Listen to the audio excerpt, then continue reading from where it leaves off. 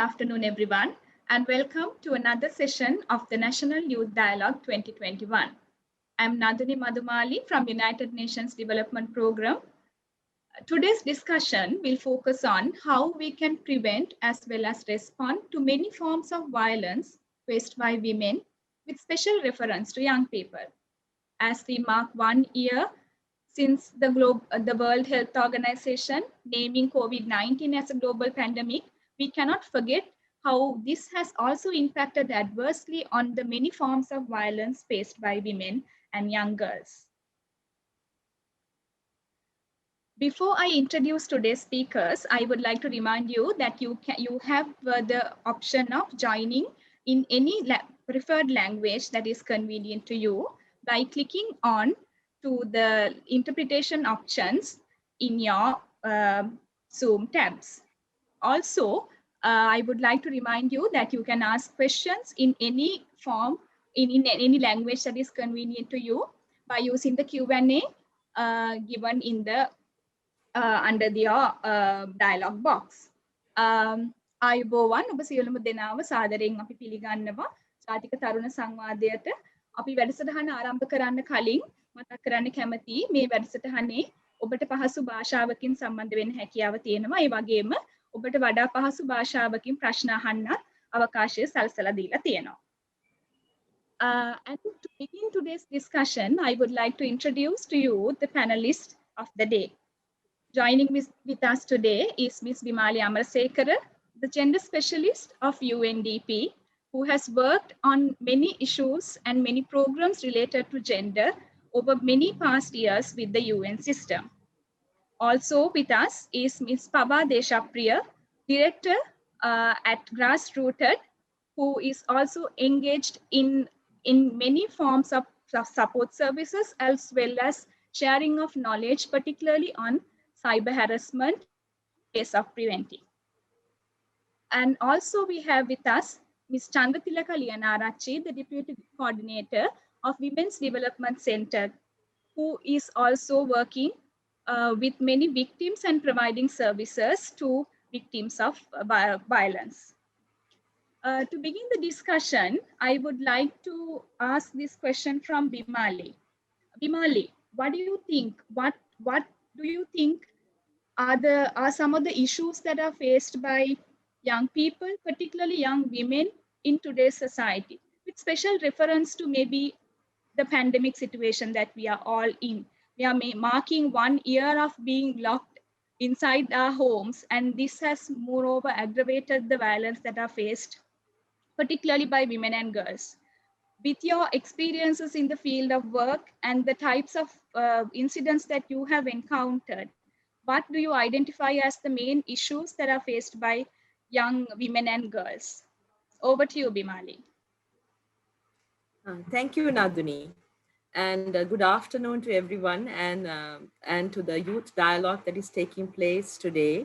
It's a privilege to speak to so many young people.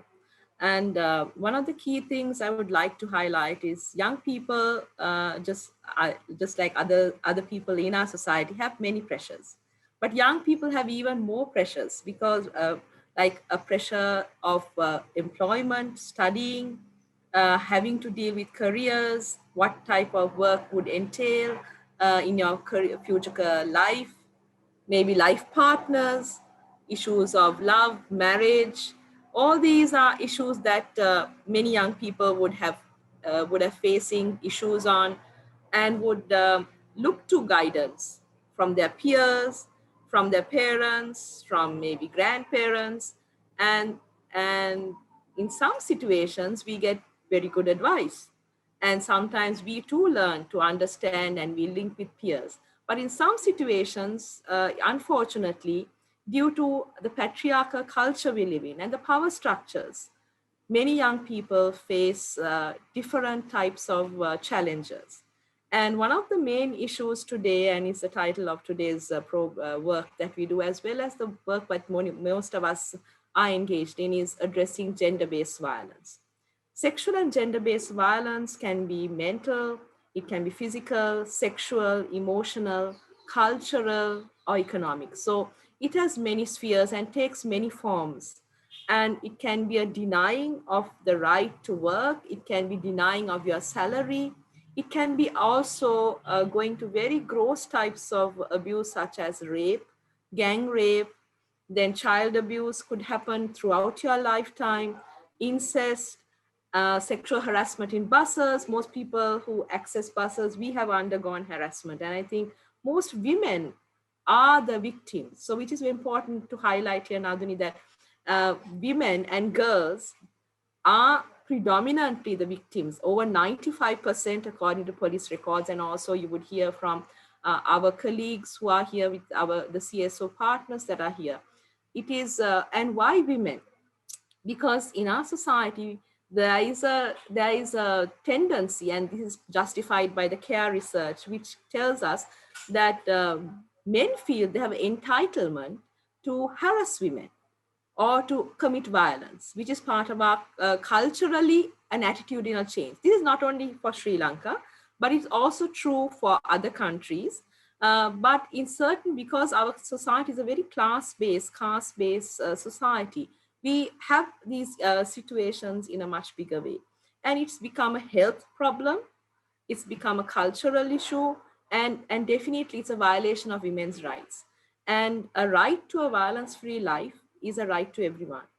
And unfortunately today in the pandemic area, Naduni, we have had many situations where women or girls have been trapped with the perpetrator. Maybe their stepfather, maybe their uncle, maybe their father, who have continued to abuse them in different forms. So this violates their human dignity. It violates the thinking they would have for their futures. But most importantly, it doesn't mean that there is no hope. There is hope. And that's why we are here to hear about the hope, especially for those who have been abused.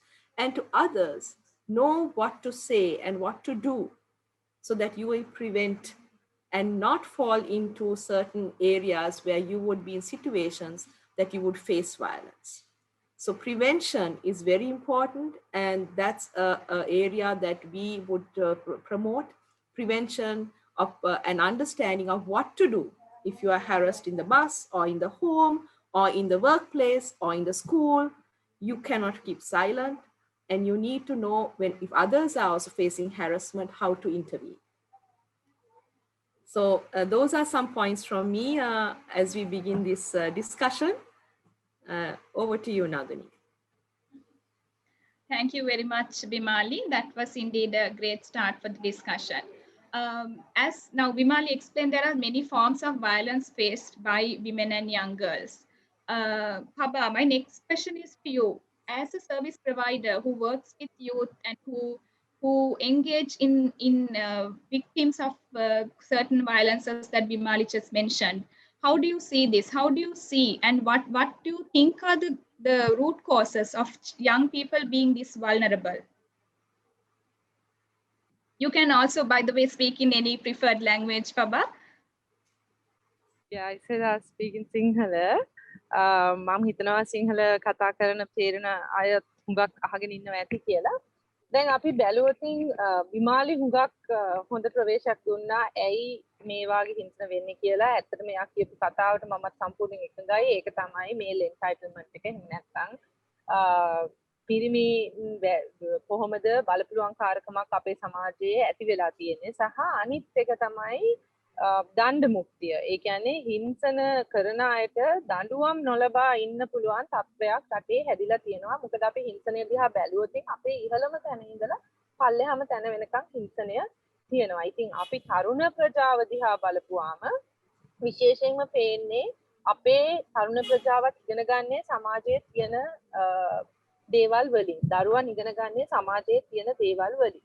ඉතින් එතකොට සමාජයේ හිංසනය වැඩි නම් අර බලපුලුවන්කාරකම වැඩි නම් සහ දණ්ඩ මුක්තිය තියෙනවා නම් ඒකෙන් හිංසනයට අනුබලයක් හම්බ වෙනවා. ඉතින් අපි නැවතත් කියන්න ඕනේ අපේ අධ්‍යාපනය හරහාවත් කිසිම වෙලාවක ගෞරවය සහ කම්පනය ආත්මාභිමානය වගේ දේවල් ගැන හොඳ ගැඹුරු සාකච්ඡාවක් නැහැ. දැන් විශේෂයෙන්ම අපි ඔන්ලයින් එහෙම නැත්නම් සයිබර් අවකාශය ගත්තාම COVID-19 වසංගතයත් එක්ක අපි වැඩිපුරම ඉන්නේ ඉන්ටර්නෙට් එකේ අන්තර්ජාලයේ. ඒ අපි දත්ත දිහා බලපුවාම අපේ ඉන්ටර්නෙට් පාවිච්චි කරන කණ්ඩායම දිහා බලපුවාම ගාක් දුරට ඉහළ ගිහිල්ලා තියෙනවා අන්තර්ජාලය පාවිච්චි කරන අය. එතකොට 2021 ජනවාරි වෙනකොට මිලියන 10.9ක් ඒ කියන්නේ 50% අපේ ජනගහනයෙන් අන්තර්ජාලය පාවිච්චි කරනවා. මේක ලොකු ජම්ප් එකක්, ලොකු වැඩිවීමක් ගිය අවුරුද්දත් එක්ක කම්පෙයාර් කරලා බලද්දී. සමාජ මාධ්‍ය භාවිතා කරන අය ඉන්නවා මිලියන 7.9ක්, මිලියන 8කට කිට්ටු වෙන්නේ. එතකොට හැම හුඟක් අන්තර්ජාලය පාවිච්චි කරනවා කියන එකෙන් සමාජ මාධ්‍ය පාවිච්චි කරනවා කියන එක අදහස් වෙනවා.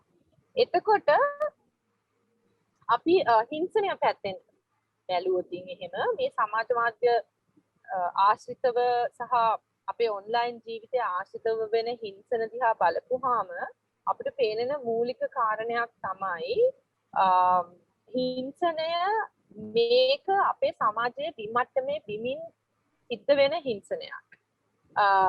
ඒකෙම ප්‍රතිබිම්බයක් එහෙම නැත්නම් ඒකට කණ්ණාඩියක් ඇල්ලුවා වගේ තමයි අපේ ඔන්ලයින් ජීවිතය ඇතුළේ හිංසනය පේන්නේ. මොකද අපි 90%ක් පොදු ප්‍රවාහන සේවයේදී හිංසන වෙනවා. අපේ ලංකාවේ ඉවන් ලිංගික බලහත්කාරකමක වින්දිතෙක්ට යුක්තිය ලබා ගන්නත් අවුරුදු 14ක් විතර ගත වෙනවා. මේ වගේ සිද්ධි ඔක්කොමත් එක්ක මේ වගේ වාතාවරණයක් ඇතුළේ තමයි අපේ ඔන්ලයින් ජීවිතය සකස් වෙන්නේ. ඉතින් එතකොට අපි කවුද on the ground පොළව මත අපි කවුද කියන එක හොඳින්ම නිරූපණය වෙනවා අන්තර්ජාලය තුළ. ඒකින්ද තමයි අපි විශේෂයෙන්ම සැලකිලිමත් වෙන්න ඕනේ අපි කොහොමද අන්තර්ජාලය ඇතුලේ හැසිරෙන්නේ කියන එක. මම උදාහරණයක් හැටියට කිව්වොත් සමාජ මාධ්‍ය ආශ්‍රිතව සිද්ධ වෙන හිංසන, ඒ කියන්නේ ඒක වෛරී කතනය, hate speech, වෛරී කතනය, ස්ත්‍රී විරෝධී ප්‍රකාශ, මේ වගේ දේවල් කමෙන්ට් හැටියට පෝස්ට් කරන එකේ ඉඳලා මරණ තර්ජන පවා යන්න පුළුවන්. එහෙම නැත්නම් නිර්වත් ඡායාරූප බෙදා හැරීම තවත් විශාල ගැටලුවක් වෙලා තියෙනවා. කැමැත්තෙන් තොරව බෙදා හරින පින්තූර ෆේක් accounts හදන එක, ඒවා හරහා කාන්තාවන්ගේ විශේෂයෙන් චරිත ඝාතනය කරන්න උත්සාහ කරන එක. අලුතෙන් දැන් අපි බැලුවොත් එහෙම ඉස්කෝල පාසල් පැවැත්වෙන්නේ, පන්ති පැවැත්වෙන්නේ සමාජ මාධ්‍ය හරහා. එහෙම WhatsApp groups හරහා වෙන්න පුළුවන්, Telegram groups හරහා වෙන්න පුළුවන්. ඉතින් කේසස් දිහා බලපුවාමත් පේන්නේ 200ක් ඉන්නවා නම් උදාහරණයක් හැටියට පන්තියේ ටියුෂන් ක්ලාස් එකේ හරි ඉස්කෝලේ හරි ඒ කණ්ඩායමේ, එතකොට තමන් පන්තියට ෆිසිකලි අපි යනවා නම් හම්බෙන්නේ නැති අයටත් අපේ දුරකථන අංකය හොයාගන්න පුළුවන්, අපි ඉන්න තැන හොයාගන්න පුළුවන්, අපි කවුද කියන එක හොයාගන්න පුළුවන්. ඉතින් එතකොට ලොකු ප්‍රශ්නයක් තියෙනවා. සමහර වෙලාවට 200ක් ඉන්න ටෙලිග්‍රෑම් ගෲප් එකේ අඳුරන්නේ නැති අය පින්තූර අරගෙන, ප්‍රොෆයිල් පික්චර් එක අරගෙන වෙනස් කරලා ඒකට චරිත ඝාතනය වෙන විදිහට කමෙන්ට් පෝස්ට් කරනවා. මේ වගේ දේවල් හුඟක් වෙනවා. මොකද අපි බිම අත් නොවිදින නිදහසක් කියලා හිතනවා මේ ඔන්ලයින් මාධ්‍ය තුල අපි හැසිරෙනකොට තියෙන නිදහස. ඒක අපි අදහස් ප්‍රකාශ කිරීමේ අයිතිය පැත්තෙන් ගත්තොත් හුඟක් හොඳ දෙයක්. නමුත් ඒක ස්ත්‍රී විරෝධී අදහස් ප්‍රකාශ කිරීමක් නම් ඒක ලොකු ප්‍රශ්නයක්. තවත් උදාහරණයක් තමයි දැන් ශ්‍රී ලංකා සර්ට් කියන ආයතනය තියෙනවා. ඒගොල්ලන් කරන්නේ සමාජ මාධ්‍ය පැමිණිලි, කම්පියුටර් පරිගණක ආශ්‍රිත පැමිණිලි, මේ වගේ දේවලුත් එයාලා සටහන් කරගන්නවා. 2020 ඒගොල්ලන්ගේ දත්ත දිහා බලපුවම සමාජ මාධ්‍ය ආශ්‍රිතව පැමිණිලි ඒගොල්ලන්ට ලැබිලා තියෙන්නේ 3685යි. නමුත් 2021 නොවැම්බර් මාසය වෙනකොට ඒගොල්ලන්ට 14000කට වැඩිපුර ගණනක් කේසස් හම්බ වෙලා තියෙනවා. එතකොට අපිට එතනින්ම පේනවා මේ රිපෝට් වෙන කේසස් විතරයි. දැන් රිපෝට් වෙන්නේ නැති කාටවත් කතා කරන්න බැරි කේසස් මීට වැඩි හුඟක් තියෙනවා. 14000ක් මාස 10ක් ඇතුළත රිපෝට් වෙනවා කියන්නේ 3000 ගණනේ ඉඳලා ඒක හුඟක් ලොකු වර්ධනයක්. ඒ කියන්නේ අපිට අපේ යථාර්ථය ඊට වැඩිය හුඟක්ම වෙනස්, හුඟක්ම දරුණුයි කියන එක. ඉතින් මම ඊළඟට කතා කරද්දී පැහැදිලි කරන්නම් තවදුරටත් මේ වගේ විඳිතයන් වෙලා ඉනවා නම් මොනවද කරන්න පුළුවන්, ගන්න පුළුවන් පියවරයන් කියලා. කාට හරි ප්‍රශ්න තියෙනවනුත් අහන්න පුළුවන්. නමුත් විනාඩි 5කින් 10කින් විස්තර කරන්නත් බැරි තරම් ගැඹුරු සාකච්ඡාවක් මේක. මොකද අපි යන්න ඕනේ අර විමාලි නැවත කිව්වා වගේ රූට් කෝස් එකට. අපි කොහොමද එකිනෙකට සලකන්නේ කියන එක බලන්න යන්න ඕනේ. එතනදී තමයි අපිට තේරුම් ගන්න පුළුවන් වෙන්නේ ඇයි අපි මෙහෙම ඔන්ලයින් සයිබර් අවකාශයේ මේ විදියට හැසිරෙන විශේෂයෙන් තරුණ ප්‍රජාව දැන් කාන්තා පිහිටෙන්නුත් කාන්තා පිහිට සහ සමාජ විද්‍යාඥයන්ගේ සංගමය එකතු වෙලා සමීක්ෂණයක් කරා 2019-2020 කාලෙදී ඒකෙන් පෙන්වලා දීලා තිනවා 24%ක් සමීක්ෂණයට සහභාගී වෙච්ච කාන්තාවන්ගෙන් 24%ක් 25කට ආසන්න ප්‍රමාණයක් දන්නවා නිර්වත් ඡායාරූප හුවමාරුව සහ තර්ජනය කිරීම ගැන. දැන් 2017 අපි මේ අපරාධ පරීක්ෂණ දෙපාර්තමේන්තුවට හම්බෙලා තියෙන පැමිණිලි වලින් සයිබාංශයට හම්බෙලා තියෙන පැමිණිලි වලින් 70%ක්ම සමාජ මාධ්‍ය හරහා තර්ජනය කිරීම ආදර සම්බන්ධයක් බිඳ වැටුණාට පස්සේ පින්තූර ෂෙයා කරනවා කියලා. ඉතින් එතකොට මේක හුඟක් ලොකු පැතිරිච්ච ප්‍රශ්නයක්. අනිත් එක අපි හැමතිස්සෙම හිතනවා මේක ඉන්ටර්නෙට් තියෙන කොළඹ විතරයි සමාජ මාධ්‍ය තියෙන මේක මෙහෙම විතරයි ටවුමේ විතරයි මේක වෙන්නේ කියලා. මේක ටවුමේ විතරක් වෙන්නේ නැහැ. මේක වවුනියාවේද බැටිලෝවලද නුවරඑළියද ගාල්ලේද මාතරද හම්බන්තොටද හැම රටේ හැම තැනකම සිද්ධ වෙනවා. අපරාධ පරීක්ෂණ දෙපාර්තමේන්තුවේ සයිබාංශයට ගියොත් පැහැදිලි වෙනවා කොච්චර දුර පළාත් වලින් මිනිස්සු ගැහැණු ළමයි අරගෙන එනවද කියලා පැමිණිලි කරන්නේ. නමුත් පැමිණිලි කරාට පස්සෙත් සමහර වෙලාවට අපේ වින්දිතයන්ට යුක්තිය ලබා ගන්න සෑහෙන කාලයක් බලන් ඉන්න වෙනවා. සමහර වෙලාවට යුක්තිය ලැබෙන්නේ නැහැ. ඉතින් ඒක හින්දා තමයි අපි පරිපූර්ණ වශයෙන් කාන්තාවන්ට එරෙහි හිංසනය කතා කරන්න ඕනේ.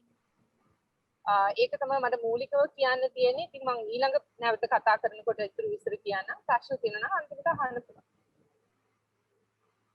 බොහොම ස්තුතියි පබා. මම හිතනවා අපි ඉතාමත් හොඳ තැනකට ගෙනාව සාකච්ඡාව පබාගේ ඒ තොරතුරු සහ දත්තත් එක්ක මම විශ්වාස කරනවා අපි අහන් ඉන්න මේ අපි ප්‍රේක්ෂකයෝටන් තේරෙන්නේ නැති මේ ප්‍රශ්නේ මොනතරම් බරපතලද කියන එක. මේක අපි මේ මෙහෙම දෙයක් වෙනවාලු කියලා අපි කිහිප දෙනෙක් විතරක් කියන දෙයක් නෙමෙයි. මේ දත්ත වලිනුත් පෙන්වන්නේ මේක මොනතරම් සමාජයේ පැතිරිලා තියෙනවද සහ මොනතරම් මේ දරුණු තවත් වසංගතයක් තරමටම මේ හිංසන පත් වෙලා තියෙන ආකාරය. එතකොට දැන් පබා මතක් කරා වගේ මේ විදිහේ අනතුරකට පත් වෙච්ච හෝ මේ විදිහේ කරදරයකට පත් වෙච්ච කෙනෙක්ට පිහිට වෙන්න හෝ පිහිට වෙන ආයතන ගැන සඳහන් කරා. ඒ වගේම ආයතනයක් නියෝජනය කරන මේ සම්පත්දායිකාවක් අපිත් එක්ක ඉන්නවා. ඒ සාකච්ඡාවට යන්න කලින් මම ඔබේ අවධානය යොමු කරනවා මේ පුංචි වීඩියෝ පටය නරඹන්න කියලා. ඊට පස්සේ අපි සාකච්ඡාව දිගටම කරගෙන යමු.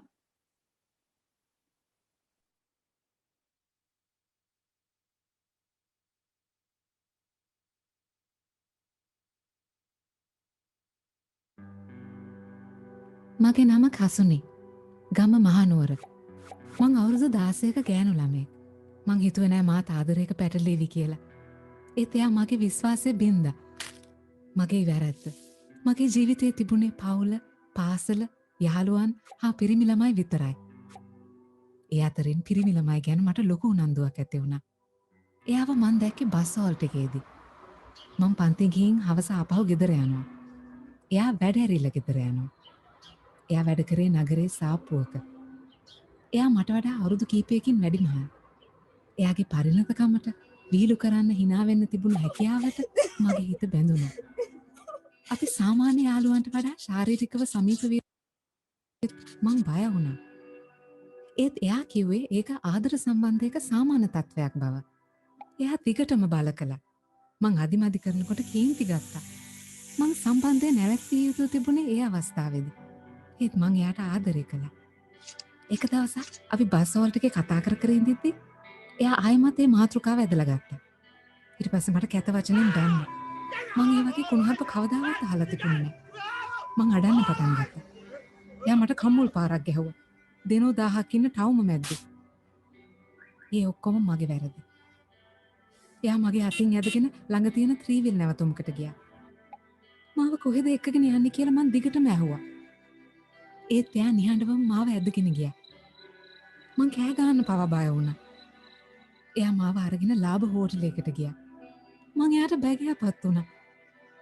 ඒ ඔක්කොම මගේ වැරදි. එයා මාව කාමරයකට තල්ලු කරලා වහ මගේ ඇඳුම් ගැලෙව්වා. මං නවත්තන්න උත්සාහ කළා. ඒත් එයා දිගටම මගෙන් ඇහුවේ මං එයාට ආදරේද කියලා. ඒ වැඩේ නවත්තන්න කියලා එයාට බැගෑපත් වුණා. එතකොට එයා මට ගහන්න පටන් ගත්තා. මං දැක්ක එයා කලිස්මේ සිප් එක අරිනවා. එතකොටම මට සිහි නැති වුණා. මට පියවිසියේ එනකොට එයා ගිහින් මට පුළුවන් තරම් හයියෙන් මම දෙව්වා. අපේ ගමේ අඳුන්න ත්‍රීවිල් ඩ්‍රයිවර් කෙනෙක් මං දැකලා නවත්තලා මාව ගෙදර එක්කගෙන ගියා. ගෙදරදී මගේ අම්මයි තාත්තයි කෝපෙන් වියරු වැටුණා. විහින් අමාරු වැටුණා කියලා මට බැන්න. කවුරුවත් මගේ දුක ඇහුවේ නැහැ. මේ ඔක්කොම මගේ වැරදි.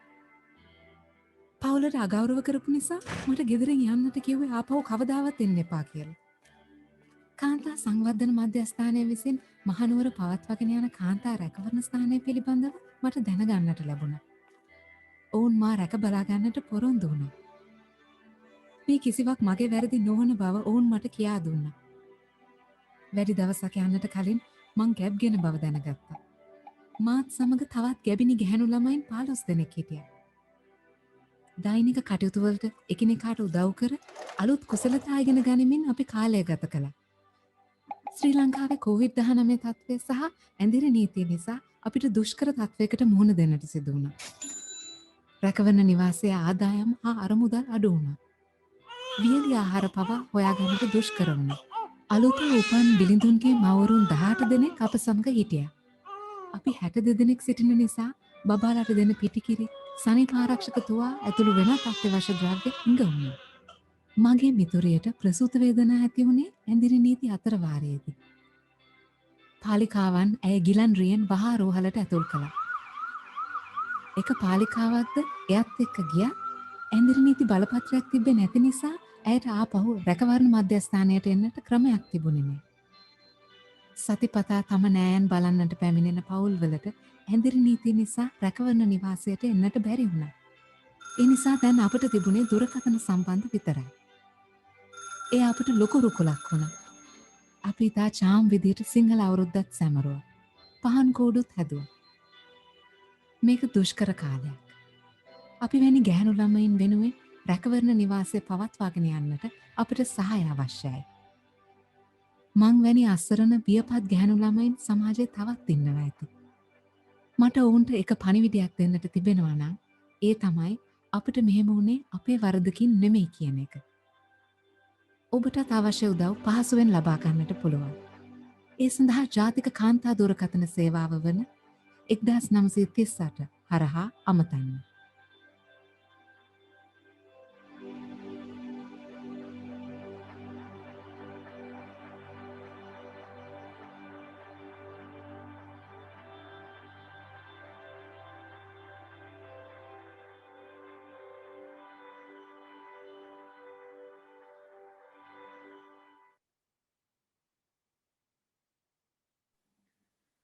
අපි මේ වීඩියෝ පටේ හරහා දැක්කා වගේ මේක මගේ වැරද්ද මගේ වරදින් තමයි මට මෙහෙම වුනේ කියලා හිතන සමාජයක සහ එහෙම නැවතත් ඒ වින්දිතයාම වැරදි තමන් පිටම පටව ගන්න සමාජයක චන්ද්‍රතිලක ඔබේ ආයතනය මේ කාන්තාවන්ට පිහිට වෙනවා මේ තරුණ තරුණියන්ට පිහිට වෙනවා විශේෂයෙන්ම අපි මේ වීඩියෝ පටේ දැක්ක වගේ කොවිඩ් සමය තුළ විශාල මෙහෙවරක් කරා ඔබ ආයතනය සමාජයට අපි කතා කරමු මේ ගැන කොහොමද ඔයගලන් මේ විදිහට සහන සේවා සපයන්නේ මොන විදිහේ දේවල්ද ඔබේ ආයතනයෙන් සමාජයට ලබා දෙන්නේ කියලා. ඔව් නඳුනි විශේෂයෙන්ම සඳහන් කරන්න ඕනේ කොවිඩ් වාතාවරණය තුලදී පමණක් නෙමෙයි රටේ ඕනෑම කාලපකවානුවකදී විශේෂයෙන්ම හිංසනයට ගොදුරු වෙන පීඩනයට පත්වෙන කාන්තාවන් සහ ගැහැණු දරුවන් වෙනුවෙන් අපේ ආයතනයේ මැදිහත් වීම සිදු වෙනවා. මෙහිදී විශේෂයෙන්ම අපි අපේ ළඟ තියෙන සේවාවන් වලින් රැකවරණ මධ්‍යස්ථානය අපි කාන්තාවන් හා ගැහැණු දරුවන් වෙනුවෙන් රැකවරණ මධ්‍යස්ථානයක් අපේ ආයතනය මගින් පවත්වාගෙන යනු ලබනවා. මේ ආයතනය හරහා ගෙදර තුල තමන්ගේ නිවස තුල රැකවරණය අහිමි වුණ. එහෙම නැත්නම් තමන්ගේ ගෙදර තුලදීම පවා ඒ ආරක්ෂාව නොලැබුණු දැරියන් වගේම කාන්තාවන්ට රැකවරණය අපේ මධ්‍යස්ථානය තුල ලැබෙනවා. විශේෂයෙන් සඳහන් කරන්න ඕනේ මෙහිදී අපි ඔබ දෙපළක්ම මුලින් සඳහන් කළ ආකාරයට සමාජයේ විවිධ ගැටලු වලට තරුණ ගැහැණු දරුවන් කාන්තාවන් මුහුණ දෙනවා. ඒ මුහුණ දෙන ගැටලු වල අනුවේදනීයම තැන තමයි මේ ගැටලු වල කෙලවර වශයෙන් තරුණියන්, ඒ වගේම කාන්තාවන්, ගැහැණු දැරියන් ගැබිනි භාවයට පත් වෙන එක. විශේෂයෙන් සඳහන් කරන්න ඕනේ එවැනි තත්වයකටපත් වුණාම තමන්ගේ පවුලේ සමාජිකයන් අසරණ වෙනවා. ඒ වගේම තමන් මානසිකව ඉතා දැඩි අසහනයකට සහ කරන්නේ මොනවාද කියන එක සම්බන්ධව තීන්දුව තීරණ ගන්න බැරි තරමට වුන් අසරණ වෙනවා. ඉතින් එවැනි අසරණ වුණ අවස්ථාවක අපි දන්නවා තරුණ ජීවිතවලට ලේසියෙන්ම ගන්න පුළුවන් තීරණ තව කීපයක්ම තියෙනවා. නමුත් මෙවැනි අවස්ථාවල ඊටාම වැදගත් වෙන්නේ ඔවුන්ට සහනය සහ ඔවුන්ට අවශ්‍ය රැකවරණය, ඒ වගේම උපදේශන සේවාවන්, ඒ වගේම විශේෂයෙන්ම නීති සහන සේවාවන්. අපි ඔවුන් යම්කිසි හිංසනයකට පීඩනයකට ගොදුරු වුණා නම් නැත්නම් අයිතිවාසිකම් උල්ලංඝනයකට ගොදුරු වුණා නම් ඒ ගොදුරු වුණ දැරියන්ට ඒ වගේම කාන්තාවන්ට යුක්තිය පසඳලිය යුතුයි. ඉතින් එතනදී නීතිය ක්‍රියාත්මක කරන ආයතනත් සමග එකට ඒකාබද්ධ වෙලා ඔවුන්ගේ ගැටලු සඳහා අවශ්‍ය නීතිමය රැකවරණය ලබා දීමට අපි කටයුතු කරනවා. විශේෂයෙන් සඳහන් කරන්න ඕනේ අපි වෙත යොමු වෙන ආකාරය පිළිබඳව යම් කිසි කෙනෙකුට ගැටලුවකට මුහුණ දුන්නා නම් ඔවුන් පුළුවන්කමක් තියෙනවා විශේෂයෙන්ම පොලිසියේ පැමිණිල්ලක් ඉදිරිපත් කරන්න.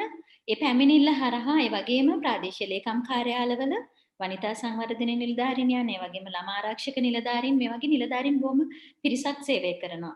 මෙන්න මේ නිලධාරීන් හමු වෙලා ඔවුන්ගේ ගැටලුව සාකච්ඡා කර ගැනීමෙන් ඔවුන්ට පුළුවන් තමන්ට තියෙන ගැටලුවට යම්කිසි විසඳුමක් ලබා ගන්න අප වගේ ආයතනවලට යොමු වෙන්න. ඉතින් ඍජුවම අපේ ආයතන හා සම්බන්ධ වෙන්නත් අවස්ථාව තියෙනවා. ප්‍රශ්නේ තියෙන්නේ ගොඩාක් ගැහැණු දරුවන් ඒ වගේම කාන්තාවන් තමන්ට මෙවැනි සහන සේවා සපයන නැත්නම් තමන්ගේ ගැටලුවත් එක්ක තමන්ට සහායක් ලබා දිය හැකි කණ්ඩායම් සිටිනවා කියන එක ගැන අවබෝධයක් නොමැතිකම දැනුවත්භාවයක් නොමැතිකම. ඉතින් විශේෂයෙන් සඳහන් කරන්න ඕනේ අපිට මෙවැනි හිංසනයටපත් වුණු ගැහැණු දරුවන් හෝ කාන්තාවන් සඳහා සේවා සපයන ආයතන රාශියක් තියෙනවා. ඒ සේවා සපයන ආයතනත් එක්ක සම්බන්ධ වීමෙන් මේ ගැටලුවකට මුහුණ දෙන්න කෙනෙකුට නිරන්තරයෙන්ම ගැටලුවෙන් මිදෙන්නට සහනයක් ලබා ගන්නට හැකියාව ලැබෙනවා. ඉතින් විශේෂයෙන් සඳහන් කරන්න ඕනේ කියපු මම සඳහන් කළ ආකාරයේ සියලුම සේවාවන් අපේ ආයතනය හරහා නොමිලේ ලබා දෙන බව. විශේෂයෙන් මට ලැබුණ මේ කාලය තුලදී මම මගේ අත්දැකීමත් එක්ක මම කියන්න කැමතියි. අපේ රැකවරණ මධ්‍යස්ථානයේ නැත්නම් අපි ළඟට සේවය ලබාගෙන එන තරුණියන් වගේම කාන්තාවන් විශේෂයෙන් අද දවසේ මේ තරුණයන් එක්ක අපි සාකච්ඡාවක යෙදෙන නිසා තරුණ ගැහැණු දරුවන් ගැටලුවලට මුහුණ දුන්න කලින් පබා සඳහන් කළා වගේ සයිබර් අවකාශය තුල අන්තර්ජාලය තුල සැරිසරමින් ඒ ලැබුණු නිදහසින් අයුතු ප්‍රයෝජන නැත්නම් වැරදි මාර්ගයකට යොමු වෙලා ගැටලු වලට මුහුණ දුන්න දරියන් රාශියක් සිටිනවා. මේ සඳහන් කළපු තත්ත්වයේ අවසාන කෙලවර වෙන්නේ විශේෂයෙන්ම තමන් හා සම්බන්ධතාවය තබාගත් පුද්ගලයා ගැන නිවැරදි අවබෝධයක් ඔහු කවුද කියලා දැනගන්න වෙන විට අපිට සිද්ධ වෙන්න පුළුවන් ගොඩාක් ප්‍රශ්න ගැටලු වෙලා ඉවරයි. එතනින් එහාට කාන්තාවක් විදිහට නැත්නම් ගැහැණු දරුවෙක් විදිහට මේ ප්‍රශ්නෙට මුහුණ දෙන්න තනියම මුහුණ දෙන්න බැරි තත්වයකට පත් වෙලා තියෙනවා. විශේෂයෙන්ම ලංකාව වගේ සමාජයක අපි තාම සිංගල් මදර් කෙනෙක් නැත්නම් තනියම ජීවත් වෙන අම්මා කෙනෙක් පිළිගන්නේ නැහැ. එවැනි අයට බොහෝ අවලාද ඒ දරුවන්ට බොහෝ අවලාද විඳින්න සිද්ධ වෙනවා. ඒ වගේම පවුල තුලින් සමාජය තුලින් ප්‍රතික්ෂේප වෙන්නට කලින් මෙවැනි අතවරයකට ගැටලුවකට මුහුණ දුන්න එහි ප්‍රතිඵලයක් වශයෙන් ගර්භණී භාවයට පත් වුණා නම් එවැනි දැරියන්ව මුලින්ම පවුල තුලින් ඊට පස්සේ සමාජය තුලින් පාසල තුලින් තමන් ඉගෙන ගන්න ආයතනය තුලින් මේ කියන සියලුම තැනකින් නිග්ලෙක්ට් වෙන්න පුළුවන්. එහෙම නැත්නම් ඉවත් වෙන්න නැත්නම් ඔවුන්ව පොන් කරලා දැමීමක් කරන්න පුළුවන්. ඉතින් එවැනි අවස්ථාවකදී විශේෂයෙන් ඔවුන්ගේ ජීවිතේ පටන් ගත්ත මුල්ම අවධියේදී ඔවුන්ගේ ගමන ජීවිතේ සාර්ථකත්වයේ ගමන එතනින්ම කඩා හැලෙනවා. ඉතින් අපි විශේෂයෙන් කාන්තා සංවර්ධන මධ්‍යස්ථානයේ විදිහට අපි කියන්නේ මෙවැනි සිදුවීමකට මුහුණ දීම තුලින් තමන්ගේ ජීවිතය කඩා වටාගත යුතු නැහැ. නැවත ගොඩනගාගත හැකි ඒ සඳහා සේවා සපයන ස්ථාන තියෙනවා. ඒවට යොමු වීම ඉතාම වැදගත්. ඒ වගේම සඳහන් කරන්න කැමති මේ වකවානුව තුළ සයිබර් අවකාශයේ ගැටලුවලට අමතරව ඇත්තටම මේ වැඩසටහනට සවන් දෙන තරුණ දරුවන් සිටිනවා නම් ඒ දරුවන්ගේ අපි අවධානය යොමු කරන්න ඕනේ ලිංගික අධ්‍යාපනය පිළිබඳ තියෙන අවබෝධය. උන් කොයිතරම් දුරට තමන්ගේ ලිංගිකත්වය ගැන ලිංගික අයිතීන් ගැන වගේම ලිංගිකත්වය ගැන ගැප් ගන්න කොහොමද සම්බන්ධතාවයක් පවත්වාගෙන යා යුත්තේ කිනම් සීමාවක් ඇතුළතද මෙවැනි කරුණු පිළිබඳව ඔවුන්ගේ අවබෝධය මදි හෝ එහෙම නැත්නම් ඒ ගැන නොසලකා හැරීමක් සිද්ධ වෙනවා. ඉතින් විශේෂයෙන්ම අපි දරුවන්ට මේ ලිංගික අධ්‍යාපනය ලබා දීම ඔවුන් ඒ ගැන නිවැරදි අවබෝධයක් ලබා ගැනීම නිවැරදි ලිංගික අධ්‍යාපනයක් ලබා ගැනීම ඉතාම වැදගත් වෙනවා. එහෙම තත්ත්වයක් තුළ ඔවුන්ට පුළුවන් මෙවැනි අවසානයේ ඛේදජනක ඉරණමකින් තමන්ගේ සම්බන්ධතාවයන් කෙලවර වෙන එක නවත්වා ගන්න. ඒ වගේම තමයි අපි දකිනවා තබා සඳහන් කළා වගේ මේක නගරයේද ගමද කියලා ප්‍රශ්නයක් නැහැ. සෑම ප්‍රදේශයකින්ම අපි වෙත ගැහණු දරුවන් යොමු වෙනවා.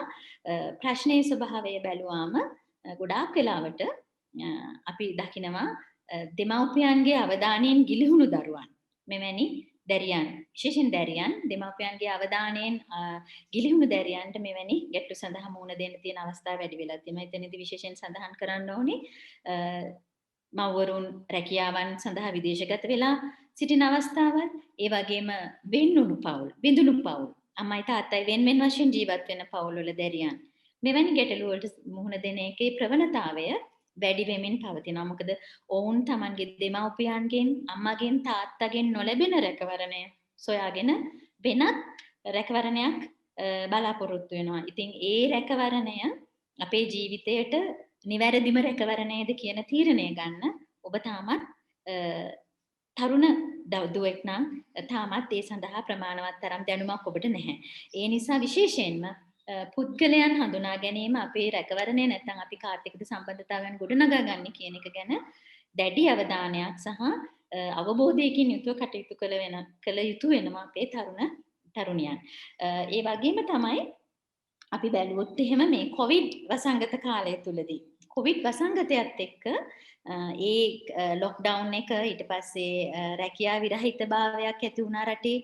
දැන් විශේෂයෙන්ම තරුණ පරම්පරාව අතර තරුණ රැකියා වල නියුතු වෙලා සිටි ගැහණු දරුවන් තරුණයින්ගේ රැකියාවන් අහිමි වීම සිදු වුණා. අපි දකිනවා ප්‍රවණතාවයක් විදිහට මේ කාලය තුලදී එලෙස රැකියාවන් අහිමි වුණු තරුණයින් අතර මෙවැනි ආකාරයේ බිඳ වැටීම් වෙන්වීම ඒ වගේම අසරණ වීම වැඩි වෙලා තියෙනවා. විශේෂයෙන් අපිට කොවිඩ් වලින් පසුව මේ ආකාරයෙන් අසරණතාවයටපත් වුණ එක පැත්තකින් රැකියාව හිමි වෙලා තියෙනවා, අනිත් පැත්තෙන් ආර්ථිකය කඩාන වැටලා තියෙනවා. ඒ ආර්ථිකය කඩාන වැටීමත් සමග සම්බන්ධතාවයන් බිඳ වැටලා තියෙනවා. ඒ සම්බන්ධතාවයන් බොහෝ විට නීත්‍යානුකූල නොවන එහෙම නැත්නම් Taman සම්බන්ධතාවයක් ගොඩනගාගෙන පවත්වාගෙන ගිය සම්බන්ධතාවයන්. ඒ නිසා සමහර සිද්ධීන් වලට අපිට නීතිමය පියවර පවා ගැනීමට නොහැකි අවස්ථාවල් උදා වෙලා තියෙනවා. අපි මේ කියන සියලුම දේවල් ඇත්තටම අපි ළඟ ගොඩාක් උදාහරණ තියෙනවා. අපි ඔබ වීඩියෝ දර්ශනය දැක්කේ සත්‍ය කතාවක්. ඒ වගේම මම අවස්ථාවක් කරගන්නවා මේ වෙලාවේදී මෙවැනි අපි කියමු පටලවීම. එහෙම නැත්නම් මෙවැනි අනවබෝධයෙන් යුතුව නැත්නම් නොදැනුවත්කමින් තමන් සම්බන්ධතාවයක් ගොඩනගා ගන්න ඊට පස්සේ තමන්ට මෙවැනිම මම මෙහි සඳහන් කළ ආකාරයෙන්ම ගැටලුවකට මුහුණ දීමට සිදුවීමෙන් අනතුරුව තමන්ගේ ජීවිතය ගත කරන සහෝදරියක් මාත් එක්ක ඉන්නවා, තරුණියක් මාත් එක්ක ඉන්නවා. මම කැමතියි මේ අවස්ථාවේදී ඇයගේ හඬාවැදි කරන්න. ඇය නමින් දිලිනි මෙවැනි අපි මේ සඳහන් කළ ආකාරයේ ගැටලුවකට මුහුණ දුන්න. නමුත් අද ඉතා හොඳ ජීවිතයක් ගත කරන ශක්තිමත් ජීවිතයට මුහුණ දෙන තරුණියක්. ඉතින් මම අවස්ථාවක් කරගන්නවා මේ අවස්ථාවේදී දිලිනිගේ හඬාවැදි කරන්න. දිලිනිගේ අත්දැකීම මම හිතන්නේ අපි හැමෝම කතා කරනවට වඩා ඉතාමත් වැදගත් වෙයි. සැබෑ ලෙසම මේ ආකාරයේ ගැටලුවකට මුහුණ දුන්න තරුණියකගේ හඬ අපි අසන එක. මම ආරාධනා කරනවා දිලිනිට මේ වෙලාවේදී දිලිනි මේ සම්බන්ධව දක්වන අදහස් ඉදිරිපත් කරන්න කියලා.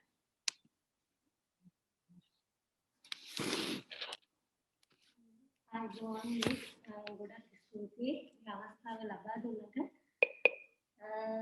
මමත් ඒ වගේම දුරකථන ඇමතුමක් මගින් තමයි මේ ප්‍රශ්නෙට මුහුණ දුන්නේ. හරියට හොයලා බැලුවේ නෑ යා කවුද කියලා. එයාගෙන් මට එක දුරකථන දෙකක් එනකොට මට නතර කරන්න තිබුණා. මම ඒ ගැන එච්චර හිතුවේ නෑ. එයාගේ බලපෑම එන්න වැඩි වුණා. දන්නේම නැතුව මම ඒ සම්බන්ධතාවයේ දිගටම පවත්වාගෙන ගියා. ඇත්තටම මට එයා ගැන වෙන හොයන්න කාලයක් තිබුණේ නෑ. මම ඒ ගැන හිතුවේ නෑ. ආදරේ ගැන විතරයි මම හිතුවේ. මම ගොඩක් මෝඩ වුණ අවස්ථාවක් කියලා අද හිතනවා. එයාට මම ගොඩක් ආදරය කරා. එයා මාව හොඳටම රැවට්ටුවා කියලා මම අන්තිමේට දැනගන්නකොට මම ගැස් හැරගෙන ඉවරයි. මට දරුවෙක් ලැබෙන්න ඉන්නකොට ආරංචි වුණා. ඒතකොට තමයි මගේ ඇස් ඇරුනේ. ඒතකොට තමයි මම හොයලා බැලුවේ. මෙයා කවුද? මොකද කරන්නේ?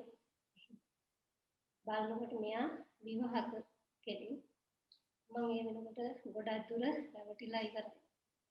අන්තිමේට මේක දැනගන්න ඕන මට ගෙදරින් මගේ දෙමව්පියන් සහෝදරයන් පවා මාව පිළිගත්තේ නැහැ. හැමෝම මාව මහපාරට දාන තැන තමයි හිටියේ. අර විදිහට මම මගේ ජීවිතය නැති කරගන්න කියලා වස බෝතලෙත් මම අතට අරගෙන ඔන්න මෙන්න තියෙද්දි මම හිතුවා අන්තිමේට මගේ දරුවා ගැන මම මේ කිසිම දෙයක් දන්නේ නැති දරුවෙකුගේ ජීවිතේ විනාශ කරන්න මට කිසිම අයිතියක් නැහැ. වැරද්දක් හෝ නිවැරද්දක් හෝ දැන් ජීවිතයක්. මගේ ජීවිතේකට මට අයිති නෑ නැති කරගන්න. මම කොහොමද තවත් කෙනෙකුගේ ජීවිතයක් නැති කරන්නේ? ඒ නිසා මම ඒක අල්ලලා විසි කරලා මම කොහොම හරි මේ ප්‍රශ්නෙට මුහුණ දෙනවා කියලා හිතලා ජීවත් වුණා. අන්තිමේට එයා දරුවා ලැබුණාට පස්සේ මට ගොඩාක් නින්දාපාස. ඒ වෙනකොට සමාජෙත් බලපෑම් එන්න උනා. මොකද විවාහක පුද්ගලයෙක් එක්ක මේ වගේ සම්බන්ධතාවයක් තිබ්බා. ඒතර මම නරක ගෑණි විදියට. මම කිසි දෙයක් දන්නේ නැහැ. නමුත් මිනිස්සු හිතන්නේ මම වැරදි. මම දැන ගිහින් පැටලුණා. අනේ වගේ තමයි මිනිස්සු හිතුවේ. ඊට පස්සේ මම මේ ප්‍රශ්නෙත් කමන්නේ කවුරු මොනවා කිව්වත් මම දරුවා වෙනුවෙන් ජීවත් වෙනවා කියලා. එයා උදව් අරගෙන මම කොහොමද දරුවා බිහි කරා. ඊපස්සේ මම තීරණයක් ගත්තා. එක පැත්තකින් තවත් කාන්තාවකට පෞද්ගලිකව ගත කරන්න දෙන්න ඕන. මාත් කාන්තාවක් නේ. මට දරුවෙක් හිටියා. නමුත් මගේ හිත ශක්තිමත්. මට එතනින් අයින් වෙලා යන්න පුළුවන් ශක්තියක් හිතේ තිබුණා. අමාරුවෙන් වුණා. නින්දා අපහාස නැත.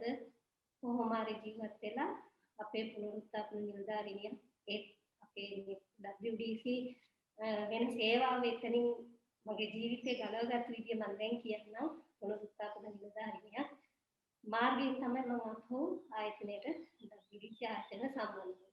ඒගොල්ලෝ මේ ප්‍රශ්නේ දැනගෙන මාව අහක දැම්මේ මට මුළු ලෝකෙම ලැබුණා වගේ මම ඉතින් තමයි මම ගොඩාක් ආසනාවන්තයි කියලා හිතුනේ. මට දැන් WDC කියන්නේ මගේ heart එකයි brain එකයි වගේ. මොකද මගේ heart මිනිස්සුන්ට heart එකයි brain එකයි නැතුව ජීවත් වෙන්නේ නැහැ. ඒ වගේ මගේ ජීවිතේ මගේ හදවත WDC මගේ ආයතනය මට මම ඉගෙන ගත්තා. ඉගෙන ගත්ත නිසා මම තරුණියක් විදිහට කියන්න කැමති මෙතනදී අනිවාර්යෙන් ඉගෙන ගන්න කාලේ ඉගෙන ගන්න මොනවා හරි ඉගෙන ගන්න. අධ්‍යාපනයේ තමන්ගේ ජීවිතයට ආලෝකයක් වෙන විදිහ තමයි මම මෙතනදී කියන්න බලාපොරොත්තු වෙන්නේ. මොකද මගේ අධ්‍යාපනයට සුදුසු විදිහට මට මෙතන රස්සාව හම්බුණා. මගේ දරුවත් දැන් මම අරගෙන තමයි මේ වෙනකොට මම ආවේ. ඒතර මගේ දරුවටයි මට රැකවරණය දුන්නා අපේ ෂෙල්ටර් එකේ. ඒකේ මගේ දරුවටයි මටයි ආරක්ෂාව විතර නෙමෙයි මට නීතියෙන් මට පිළිහිට වෙලා තියෙනවා මේ වෙනකොට මගේ දරුවට උත්තන්නේවත් ඇත්තටම තිබුණේ නැහැ. මම ආයතනයට සම්බන්ධ වුණාට පස්සේ මට නීතියේ ඒ හැම කටයුත්තක්ම අද වෙනකොට සිද්ධ වෙනවා. ඒ වගේම මගේ රස්සාව බබාගේ රැකවරණය මම ගිහින් එනකම් බබාව රැකගන්නේ ෂෙල්ටර් එකේ. ඒ වගේම ආහාර පාන මොන ප්‍රශ්න තිබ්බ ඒ දේ මට නොඅඩුව ලැබුණා. මම රස්සාව එතකොට රැකවරණේ නීති උපදෙස් විතරක් නෙමෙයි මම ඒ වෙනකොට ගොඩක් කඩා වැටලා මගේ මුළු ජීවිතය ගත්තොත් මම දරුවත් අරගෙන මධ්‍යස්ථාන සම්බන්ධ වෙලා මම මානසිකව කඩන වැටිලා හිටියේ වෙනකොට මොකද මගේ සහෝදරයෝ දෙමව්පියෝ නෑදෑයෝ මම කරපු ආදරේ ඒ හැමදේම විනාශ වෙලා ඉවර හරියට සුනාමිය වගේ. එක මොහොතින් හැමදේම නැති වෙලා ඉවරයි. ඊට පස්සේ මම මෙතන ආවට පස්සේ මගේ ඔළුව හැදුවා මේ කවුන්සලින් මගේ ජීවිතේට ආයතනෙන් ලැබිච්ච පළවෙනි වතාව මට ඊට කලින් මේ වගේ ලැබිලා තිබුණා. ඒක දිහා මම ගොඩාක් ඉස්සරහට ගිහිල්ලා නමුත් ඒ ටික ලැබුණාට පස්සේ නීති උපදේශනේ ආරක්ෂාව රැකවරණේ ඒ හැමදේම මට මෙතනින් ලැබුණා. ඒකයි මම ගොඩාක් වාසනාවන්තයි කියන්නේ අද වෙනකොට මම හරිම ශක්තිමත්. මම ඒ වගේ දෙයක් වෙලා මැරෙන්න ඉන්න කෙනෙකුට මම ආයෙත් කියනවා කිසිම අයිතියක් නැහැ මගේ ජීවිතේ නැති කරගන්න. එච්ච දේ වෙලා ඉවරයි. අපි ඉස්සරහටයි මොන දෙන්න ඕනේ. අපිට තියෙනවා අපිට හිතා ගන්න බැරි ශක්තියක්. කාන්තාවන්ට තියෙනවා. පිරිමින්න කොහොමද දන්නේ? පිරිමි කරොත් එක දෙයක් මම ශක්තිය නැහැ කියන්නේ නමුත් කාන්තාවට ඉස්සරහට දහස් වෙන ශක්තිය තියෙනවා. ධර්මයේ බිහි කරන්න ලබන වේදනාවම ඇති ජීවිතේට තමන්ගේ ජීවිතේට ආලෝකයක් කරගන්න මේ ශක්තියම ඇති කියලා මම හිතනවා. ඉතින් ඒ වගේම රැවටෙන්න එපා, මුලා වෙන්න එපා. හරි දේ තෝරගන්න ඕනේ. වැරදුනා කියලා ආයෙ පසුතැවෙන්න එපා. හැමදේම වෙන්නේ මිනිසුන්ට. මම ගොඩක් ආදරෙන් ඉල්ලනවා තරුණියක් විදිහට තමන්ගේ ජීවිතේ වෙනත් කෙනෙක් නිසා නැති කරගන්න එපා. ප්‍රශ්නේ උනා ඒක ඉවරයි. ඒක මත්තෙම මැරෙන්න. ඊට පස්සේ ඒ ප්‍රශ්නේ තුලින් තමාම තේරුම් ගන්න ඕනේ. මං කවුද කියන එක. එතකොට තමන්ට අවබෝධ වෙනවා තමන් මුහුණ දෙන ගැටලුව මොකක්ද කියන එක. එතනින් තමන්ගේ ජීවිතේ ආලෝකමත් කරගන්න පුළුවන් කියලා මම විශ්වාස කරනවා.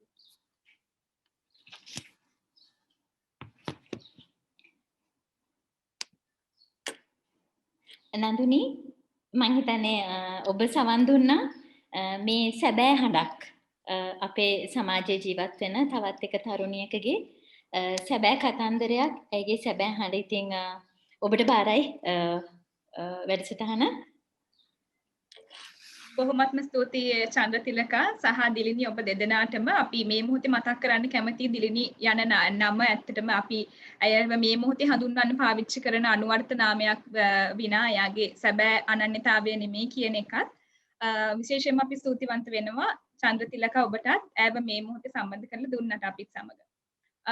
And I think the one key thing that was highlighted through Dilini's experience was the requirement and the importance that support services and help plays in incidents where there are victims of violence, particularly young girls who feel they are helpless, who feel that this will never be over, that there is no future beyond this point. So I think that was very important to understand that such help, such support services can take a long way, can change people's life for the better. Bimali, I know UNDP is doing a lot with the Ministry of Women as well as many other organizations who are taking forward this support service and the referral mechanism. Over to you to explain the part UNDP plays as well as the importance of such support services. Thank you, Naduni, and thank you to Chandratilaka and Dilini, as we call her. Stuti Chandratilaka Dilini. ඇත්තටම ඔබගේ සත්‍ය කතාව අප සියලු දෙනා කරන මේ සේවයේ ඉතා වැදගත් කොටසක්. සහ මෙතන රැඳී සිටින සියලුම තරුණ තරුණියන්ට ඇත්තටම ඔබ දුන අදහස් ඉගෙන ගන්න කියන එක ඉතා වැදගත්. ඉගෙන ගන්න මොකද මම ඊටත් ඉස්සෙල්ලා කිව්ව වැළැක්වීම හිංසන අතවර වලින් වැළැක්වීමට වැළක්වන්න මොකද්ද අපි කළ යුත්තේ කියන එක ඉතා වැදගත්. ඒ අවස්ථාවේදී එතකොට සමහරට අපේ හොඳ මිතුරෙක් දෙමව්පියෙක් වැඩිහිටියෙක් ගුරුවරයෙක් අපිට ඇතම ශක්තියක් වෙන්න පුළුවන්. සමහරට එම අයම තමයි අපිවත් බට්ටන්න හදන්නේ. නමුත් එම කෙනාම කියන්නේ ඒ වගේ අය. නමුත් එවැනි හොඳ රෝල් මොඩල් කෙනෙක් නෙවෙයි. Yes, I think we will show you the referral system, SGBV referral system. සහ මේ ඇත්තටම මාර්ගය සලසන හිංසන අතවර වලින් ගොඩනගෙන මාර්ගය ඇත්තනම. This is the SGBV referral pathway which we actually UNDP together with the Ministry of Women and Child Development put forward in 2014. It's a very simple pathway, but it's a very important, it speaks a very important knowledge and insight to us all. It shows a person who may have faced some form of violence, and then it shows certain services such as security, which is the police, and we have psychosocial, legal, and medical. And we have a survivor who would report, that is a person who would report the incident in green. And there are many, dear friends, there are many who don't report. Many young people like you, older people especially in the area of domestic violence, you suffer your whole life because the stigma is too great to report. But what we are telling you today is, even if you are in a relationship, if you are in a marriage, that doesn't mean there is no help for you. There is counseling, seek help. And as Chandatilaka will also tell you, and Paba, and with our friends who are not here, who are in women in need, there are many who come to counseling and access the services, and they solve the problems. Because in some relationships, it is a health problem, or it is an understanding of maybe other interferences in your family life.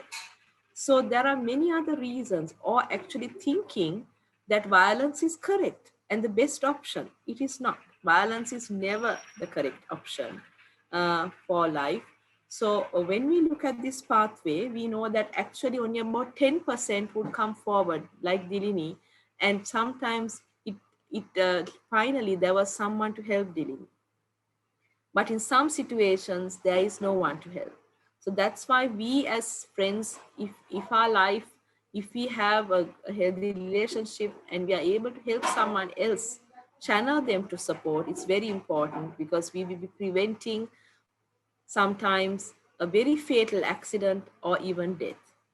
So that is what is very important here. This referral pathway is a response to the abuse a person faces.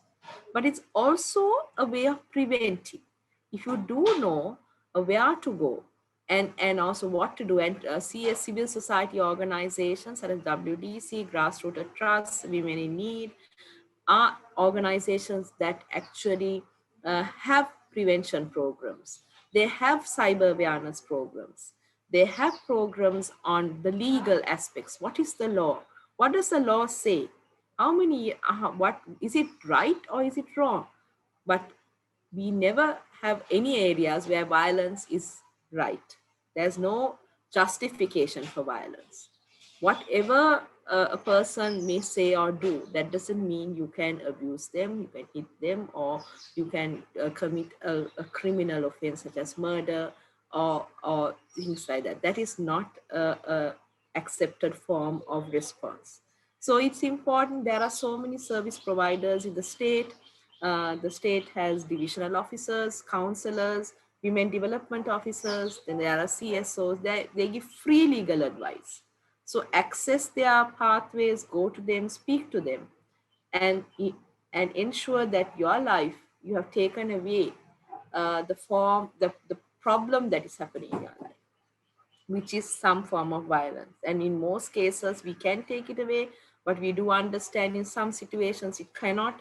But then that's the hope we have. The shelters such as WDC are a safe haven. So we have the medical. In most situations, it's the police and the hospitals that actually see the wounds or the issues you come, that you first come face to face with them. And sometimes it is through a civil society organization, because you know a friend who knows a friend or who knows someone else. So you get referred. So it's important that this system is a referral, because if those organizations provide the services in a timely, efficient manner, the person who has faced violence will be able to come through it and overcome it and speak today like Dilini did. So it's very important that just because you have faced some form of abuse or violence, that is not the end, and there is hope. So, and there are mostly, as I mentioned earlier, it's women and girls who are the victims, but we recognize that men and boys, especially children, we know boys are victims as well of abuse, of harassment. And it's important that these do not go unnoticed and unreported. It could be from a well-known authority, sometimes it's a principal, and sometimes it's a person very powerful position. So it's always in a position where you are more powerful than the person who is being harassed. So that power dimension is there in many situations of sexual and gender-based violence.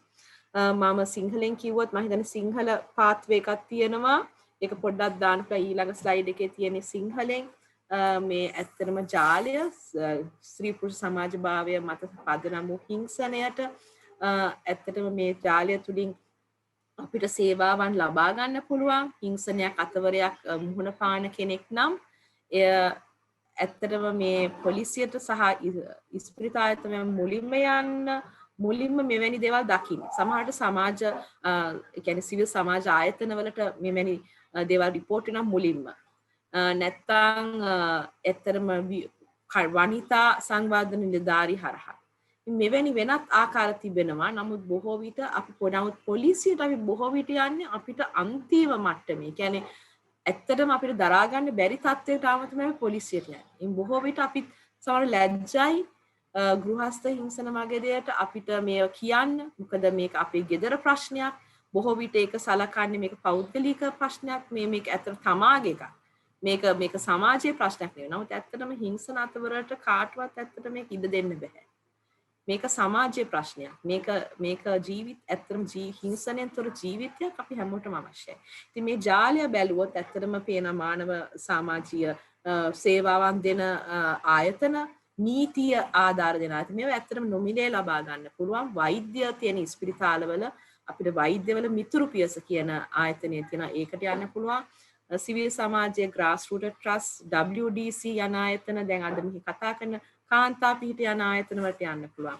සහ මෙතන ඇත්තටම අවශ්‍යම දේ තමයි වැළැක්වීම. මෙවැනි ජාලයකට ඇත්තටම ගොඩක් අය ඇතුල් වෙන්නේ නැහැ. ඒ කියන්නේ ඒක රිපෝට් කරන්නේ නැහැ.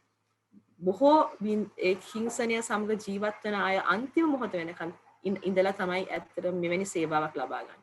නමුත් ගෘහස්ත හිංසන වගේ ප්‍රශ්නයකදී ඇත්තටම ඊට ඉස්සෙල්ලා ලබා ගන්න පුළුවන්.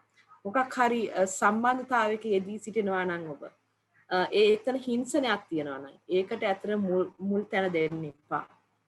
ඒ ප්‍රශ්නය විසඳන්න පුළුවන්. ගොඩාක් ඇත්තටම සමාජයේ ඉන්න කීප දෙනෙක් මෙවැනි ප්‍රශ්න විසඳලා ඉතා ධනාත්මක ජීවිතයකට ඇතුල් වෙලා තියෙන සමාජයේ කාන්තාවන්, ගැහැණු ළමයින්, දරුවන් ඉන්නවා. ඉතින් මෙවැනි දෙයක් තමයි UNDP ආයතනයත් කරන්නේ. සහ අපි ඇත්තටම ශක්තිමත් කරනවා රැඳුම් නිවහන්, සයිබර් ඇප් වගේ දේවල් සහ ශ්‍රී කාන්තා අමාත්‍යාංශය සමග ෂෙල්ටර් ගයිඩ්ලයින්ස් වැනි සහ ජාතික මට්ටමේ ජාතික සැලැස්ම, National Plan of Action to Address Sexual and Gender-Based Violence, එවැනි දේවල් මෙවැනි තත්ත්වය මර්ධනය කරන්න අපි ඉදිරියට ගෙනියනවා. බොහොම ස්තුතියි. නදුනි ඔබට. බොහොම ස්තුතියි බිමාලි. දැන් මේ බිමාලි මතක් කරා වගේ අපි දැන් මේ විදිහේ මේ ස්ට්‍රක්චර් එකක් එහෙම නැත්නම් මේ විදිහේ ආයතන පිටවල තියෙනවා, මේ විදිහේ සේවාවන් ලබා ගන්න පුළුවන්කම තියෙනවා. නමුත් පබා අපි දන්නවා මේ මෙච්චර ආයතන තිබුණත් මෙච්චර සේවා සපයන්න හිටියත් අපි මේ තරුණ තරුණියන් අතර යම්කිසි රිලක්ටන්ස් එකක් එහෙම නැත්නම් මේ පැකිලීමක් තියෙනවා මේ වගේ සේවාවන් වලට යොමු වෙන්න. මම හිතන්නේ අපි Q&A එකේ ප්‍රශ්නකුත් යොමු කරලා තියෙනවා මේ සම්බන්ධවම කොහොමද මේ විදිහේ මේ යම්කිසි පෙළඹවීමක් නැති කෙනෙක්ට මේ විදිහේ සේවාවන් ලබා ගන්න පොළඹවන්නේ කොහොමද කියන එක මම එතනින්ම ඔබට පිළිතුරු දෙන්න කියලා ආරාධනා කරනවා. තරුණියන් විදිහට මේ අපි අහන් ඉන්න ප්‍රජාවට තවත් ඒ විදිහේ පීඩාවටපත් වෙලා ඉන්න කෙනෙක්ට කොහොමද පිට වෙන්න පුළුවන්, කොහොමද උපකාර කරන්න පුළුවන් කියන එක. සුසි නඳුනි දැන් එතන තමයි තියෙන ලොකුම ප්‍රශ්නය. මොකද අපි දන්නවා ඊවන් ලිංගික බලහත්කාරකමක් වුණත් අපේ ව්‍යභිචාරය ගත්තත් දැන් පොලිසිය ඒ සිද්ධි වාර්තා කරන්නේවත් නැහැ දත්ත වශයෙන්. මොකද මේ බින්දිතයන් ඉස්සරහට එන්න කැමති නැහැ. එතන ලොකු නම්බුව ගැන ප්‍රශ්නයක් තියෙනවා. විශේෂයෙන්ම මානසික පීඩාවන් ගැන අපි කතා කරන්නේ පිස්සු කියලා. ඉතින් සේවාවකට යනවා නම් ඒක අපි හරියට පහත්වට සලකනවා. ලොකු කොන්කිරීමක් තියෙනවා. ඉතින් නමුත් බින්දිතයන්ට කියන්න පුළුවන් දැන් අපේ දිලිනි කිව්වා වගේ සහාය අවශ්‍ය නම් සහාය තියෙනවා. නමුත් අපි ඒ සහාය තියෙන තැන් හොයාගන්න තමයි අමාරු හුඟක් අයට. ඉතින් 1938 තියෙනවා ඒ වගේ විවිධ සේවාවන් තියෙනවා. හැබැයි අපි නිතරම කතා කරනවා වැළැක්වීම ගැන. විමාලිත් ගොඩක් කතා කරා වැළැක්වීම ගැන. දැන් රෙෆරල් එකක් මේ රෙස්පොන්ස් එක හුඟක්ම වැදගත්. ස්ත්‍රී පුරුෂ සමාජභාවය සහ ලිංගිකත්වයේ මත පදනම් වෙන හිංසන වළක්වන්න මේ ක්‍රියාවලිය වැදගත් වගේම වැළැක්වීම ප්‍රධාන වශයෙන්ම තියෙන්නේ රූට් කෝස් එකේනේ. එතකොට අපි හිතන්න ඕනේ කොහොමද අපි අධ්‍යාපනය හරහා මේක වළක්වන්න බලන්නේ කියලා. අපි හැමතිස්සෙම හිංසනය වැළැක්වීම සම්බන්ධයෙන් පණිවිඩය දෙන්නේ වින්දිතිය මූලික කරගෙන. නමුත් අපි ඒ පණිවිඩය දෙන්න ඕනේ හිංසනය කරන කෙනා මූලික කරගෙනත්. මම නිතරම අහන ප්‍රශ්නයක් තමයි අපිට ගණිතයයි භාෂාවයි අනිවාර්ය විෂයන් කරලා ඇයි සම්බන්ධතාවයක් ඇතුලේ ගෞරවයෙන් ජීවත් වෙන හැටි, එහෙම නැත්නම් සෞඛ්‍යමත්ව සම්බන්ධතාවයක් ගෙනියන හැටි ගැන තියෙන විෂයක් විකල්ප විෂයක් කරලා තියෙන්නේ. එතකොට අපේ ඉගෙනුම් ක්‍රියාවලිය ඇතුලේ අපි එකිනෙකාට ගරු කිරීම කියන එක කොතනද තියෙන්නේ කියන එක අපි නැවත සිතා බලන්න ඕනේ. දැන් 2 4 කියලා උගන්වනවා වගේම ඇයි අපිට එකිනෙකාට ගෞරව කිරීම හිංසනයට ඉඩක් නැහැ කියන එක. 2 5 කිව්වොත් ඒක වැරදීනේ. ඒක ගැන ලොකු අපිට බල කිරීමක් තියෙනවානේ ඉගෙන ගන්න කියලා. චක්‍රයේ ඉඳලා පොඩි කාලේ ඉඳන් බල කිරීමක් තියෙනවා මේක ඉගෙන ගන්න. ඉතින් නමුත් හැබැයි ගෞරව කරන හැටි සම්බන්ධතාවයක් ඇතුලේ හැසිරෙන හැටි ඉගෙන ගන්න අපිට කොහෙන්වත් බල කිරීමක් නැහැ. ඒක ඉතින් අපි ඉගෙන ගන්න අපි දකින්න දේවල් වලින්. දකින්න දේවල් හිංසනය වුණාම එතකොට අර වැළැක්වීම කියන එක අපි ඉමීඩියට් නීඩ් එකට එහෙම නැත්නම් ක්ෂණික අවශ්‍යතාවය දැන තින්න වින්දිතයන් එක්ක අපි වැඩ කරනවා. ඒක තමයි රෙස්පොන්ස් මෙකැනිසම් එකකින් වෙන්න ඕනේ. නමුත් ඒත් එක්කම ඒකට සමගාමීව පරිපූර්ණ අධ්‍යාපන ක්‍රමවේදයක් තියෙන්න ඕනේ හිංසනය වළක්වන්න. පොඩි කාලේ ඉඳලා අපේ social emotional learning කියලා එහෙම නැත්නම් හැඟුම් සංවේදී බුද්ධිය වගේ දේවල් ගැන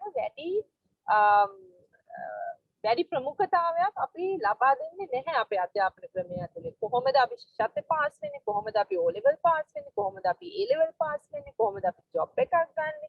මේක තමයි හැමතිස්සෙම අපේ ඔළුවේ තියෙන්නේ. ඉතින් ඒක නිසා තමයි ඉහළ අධිකරණයේ ඉඳලා විනිශ්චයකාරවරුන්ගේ ඉඳලා පාර්ලිමේන්තුවේ ඉඳලා පල්ලෙහාම මට්ටමේ සමාජ ස්තරය වෙනකන් හිංසනය තියෙන්නේ. මොකද හිංසනය එපා කියන ඉගෙනුමක් අපිට ලැබෙන්නේ නැහැ. ඒක තමයි මූලික ප්‍රශ්නේ. ඉස්සල්ලා චන්ද්‍රතිලකත් කිව්වා ලිංගික අධ්‍යාපනය ලැබෙන්න ඕනේ, දැනුවත් වෙන්න ඕනේ කියලා. නමුත් මේ දේවල් ගැන සාකච්ඡාවක් කරන්න අපේ රටේ හුඟක් අමාරුයි. අනිත් ප්‍රශ්නය තමයි කාන්තාවක් සම්බන්ධයෙන් චරිතය සම්බන්ධයෙන් තියෙන ලොකු ගැටලුව. අපි සදාචාරාත්මකව සදාචාරවාදී ව්‍යුහයක් ඇතුළේනේ බලන්නේ කාන්තාව කියන එක පුරුෂයා කියන එක නෑ. දැන් පිරිමි කෙනාට ෂර්ට් එකක් නැතුව කඩේකට උනත් යන්න පුළුවන්. නමුත් ගැහැණු කෙනෙක්ට මව් කිරි දෙන්නවත් බෑ පොදු තැනක. ඒක ලැජ්ජාවක්. ඉතින් එතකොට අපි දෙයාකාර ගොඩනැංවීමක් ඇතුළේ තමයි ජීවත් වෙන්නේ. ඉතින් එතකොට අපිට කොහොමදත් එකිනෙකා ගැන ඉගෙන ගන්නත් අවස්ථාවක් නැහැ. මගේ නම් පණිවිඩය විශේෂයෙන්ම මූලික කරගන්නේ මම මේ හිංසන කරන අයට. මොකද හිංසනය කරන්නේ ට්‍රෙන්ඩ් සමහර වෙලාවට විශේෂයෙන් සයිබර් වයලන්ස් ගත්තොත් අපි අන්තර්ජාලය තුල සිද්ධ වෙන හිංසන ගත්තොත් එහෙම නැත්නම් ආදර සම්බන්ධතා ඇතුලේ බිඳවැටීම් වලින් පස්සේ වෙන තර්ජන මේවා දිහා බලපුවාම ඒක සාමාන්‍යකරණයක වෙලා තියෙනවා. හුඟා සමහර වෙලාවට හිංසනය කරන කෙනාවත් දන්නේ නැහැ මේක හිංසනයක්. අර බස් එකේ අපි කාන්තාවකගේ පස මිරිකන එක සාමාන්‍ය දෙයක් නේ හැටියට මේ සලකන්නේ. පිටිපස්සෙන් තද කරන එක සාමාන්‍ය දෙයක් හැටියට සලකනවා. ඉතින් එතකොට ඒ සාමාන්‍යකරණය වෙලා තියෙන නිසා සමහර වෙලාවට කරන පුද්ගලයාත් හිතන්නේ මේක කරාට කමක් නැහැ කියලා. මොකද ඒකට එපා කියන සංස්කෘතියක් අපි තුල ගොඩ නැගිලා නැහැ. කොහෙවත් කොල්ලෝ එහෙමයි කියලානේ කියන්නේ. කොල්ලෝ මෙහෙම කරාට කමක් නැහැ කියලා අර පොඩි කාලේ ඉඳන් ගොඩ නැංවීමක් තියෙනවා. මේගොල්ලන්ට හිංසාකාරී වුණාට කමක් නැහැ කියලා. හැබැයි ගැහැණු ළමෙක් ඒ වගේ රණ්ඩුවකට පැටලුණොත් ඒක ලොකු ප්‍රශ්නයක්. ඉතින් මෙතන තමයි තරුණ ප්‍රජාවට මම කියන්නේ අහගෙන ඉන්න තරුණ වැඩි පිරිසක් තරුණ ප්‍රජාව නිසා අපි හිතන්න ඕනේ සම්බන්ධතාවයක් ඇතුලේ අපි කොහොමද ධනාත්මකව සෞඛ්‍යමත්ව ජීවත් වෙන්නේ කියන එක සහ තමන් කවුද කියන එක තීරණය වෙන්නේ තමන් හැසිරෙන විදිහ අනුවනේ. ඉතින් එතකොට මේක සේවා ලබා ගද්දි හුඟක් වැදගත් වෙනවා. මොකද අපි ආත්ම අභිමානය ආත්ම විශ්වාසය ගැන කතා කරනවා. හුඟක් වෙලාවට වින්දිතයන්ටත් අපේ අධ්‍යාපන ක්‍රමය හරහාම තරංගකාරීත්වය හරහාම අපේ ආත්ම විශ්වාසය බිඳලා තියෙන්නේ. ඉතින් ගණන් ෆේල් වුණොත් අපි වැඩක් නැති කෙනෙක් හැටියට තමයි සලකන්නේ. ඉතින් එතකොට අපිට ආත්ම විශ්වාසය අහිමි වෙනවා හිංසනයක් වුණත් ඉස්සරහට ඇවිල්ලා කතා කරන්න. මොකද මම වැඩක් නැති කෙනෙක් කියන හැඟීම මට ඔළුවට දාලා ඉවරයි. ඉතින් අපි ඒ ආත්ම විශ්වාසය ගොඩනගා ගන්න එකිනෙකාට උදව් කරන්න පටන් ගන්න ඕනේ. දැන් චන්ද්‍රතිලක කිව්වා වගේ වින්දිතයන්ට මේ වගේ මධ්‍යස්ථානයක් කරගෙන යනකොට හුඟක්ම ගැටලු එන්නේ නීතිය පැත්තෙන්වත් වෙන පැති වලින් නෙමෙයි. අපේ සදාචාරවාදී රාමුව ඇතුලේ. ඒක නිසා තමයි උපදේශනයටත් යොමු වෙන්න කැමති නැත්තේ. අපේ කන්‍යාභාවය වගේ දේවල් ගැන යල් පැනලා ගියපු අදහස් තියෙනවා. ඉතින් එතකොට ඒක නිසා අර ගැහැණු ළමයෙක් අපි බඩුවක් පාවිච්චි කරලා අහක දාන්න පුළුවන් මේ ආකල්පය වෙනස් කරන්නේ කොහොමද කියලා තරුණ ප්‍රජාවක් හැටියට අපි හිතන්න ඕනේ. මේ ආකල්පයත් එක්කනම් අපි ඉස්සරහට යන්නේ, අපි විවාහ වෙන්නේ, අපි රැකියාවලට යන්නේ මේ ආකල්පයත් එක්කනම් හිංසනය කියන එක අපිට මග හරින්නම බෑ. ඒක හින්දා විශේෂයෙන්ම පිරිමි ළමයින්ගෙන් මම ඉල්ලන්නේ අපි තමන් කවුද කියන එක ගෞරවය මතින් නිර්වචනය කරන්න, තමන් කවුද කියන එක හිංසනය මතින් නිර්වචනය කරන එක අපි නවත්තමු. ඒක තමයි. මොකද දැන් පිරිමිකමත් පෙන්වන්න බලනවානේ අපි. දැන් පිරිමි ළමයින්ට අපි කියන සහෝද පීඩනය තියෙනවා. විශේෂයෙන්ම ඔන්ලයින් හිංසනය ගත්තාම බොයිෆ්‍රෙන්ඩ්ට පෙම්වතියගේ නිර්වචාරකයක් නැත්නම් එයා ඒක පාවිච්චි කරලා ගර්ල්ෆ්‍රෙන්ඩ්ව පාලනය කරන්නේ නැත්නම් එයා නිකම් පිරිමි කෙනෙක් නෙමෙයි වගේ සලකනවා ලාළුවෝ. ඉතින් එතකොට කොච්චර හිංසාකාරීද කියන එකෙන් තමයි පුද්ගලයාගේ වටිනාකම අපි මනින්න පුරුදු වෙලා මෙන්න මේ ආකල්පය පොඩ්ඩක් අපි විවේචනාත්මකව බලන්න ඕනේ. අපි හිංසනයෙන්ද කෙනෙක්ව මනින්නේ ගෞරවයෙන්ද කෙනෙක්ව මනින්නේ කියන එක. ඉතින් මේ විශේෂයෙන්ම ඔන්ලයින් ස්පේස් එක සයිබර් අවකාශය තුල හිංසන වලට ගොදුරු වෙන අය ඉන්නවා නම් අපේ වෙබ්සයිට් එකට යන්න පුළුවන්, රිපෝට් කරන්න පුළුවන්, කාන්තා පිහිටට යන්න පුළුවන්. මේ වගේ හිංසන වෙන අයට නීති නැතුව නෙමෙයි. දැන් අලුතෙන් පොලිස් කොමිසම මගින්නුත් නිශ්චිත මෙහෙයුම් ක්‍රියාපටිපාටියක් යොදවලා තියෙනවා අන්තර්ජාලය හා සම්බන්ධ පැමිණිලි ලබා ගන්න සෑම පොලිසියකටම. එතකොට දුර පළාත්වල ඉඳන් CID එකටම යන්න ඕනේ. ඕනෙම පොලිසියකට ගිහිල්ලා පැමිණිලි කරන්න පුළුවන්. මේ වගේ නීතිය පැත්තෙන් දේවල් සිද්ධ වෙනවා. නමුත් වින්දිතයන් ඉස්සරහට ගන්න යම්කිසි වැඩපිළිවෙලක් අවශ්‍යයි. මොකද ඒ ගැන තියෙන ආකල්පය, නිර්වත සදාචාරය මේ ඔක්කොමත් එක පැටලලා තියෙන හින්දා කාන්තාවන් අර හිංසක චක්‍රයේම හැංගිලා, හිංසක චක්‍රයේම ඇමිනිලා සදාකාලිකවම ජීවත් වෙනවා. ඉතින් ඒකත් අපි බින්දින්න නම් අධ්‍යාපනය හරහා ලොකු සාකච්ඡාවක් අවශ්‍යයි. ඉතින් තරුණ ප්‍රජාව හැටියට අපිට ඉල්ලන්නට අයිතියක් තියෙනවා මේ අධ්‍යාපනය අපිට දෙන්න කියලා. මේ එකිනෙකාට ගෞරව කරන හැටි අපි දන්නේ නැහැ. අපිට මේ අධ්‍යාපනය අවශ්‍යයි කියන එක තරුණ ප්‍රජාවගේ හඬෙන්ම මතුවෙන්න ඕන දෙයක් කියලා තමයි මම නම් විශ්වාස කරන්නේ.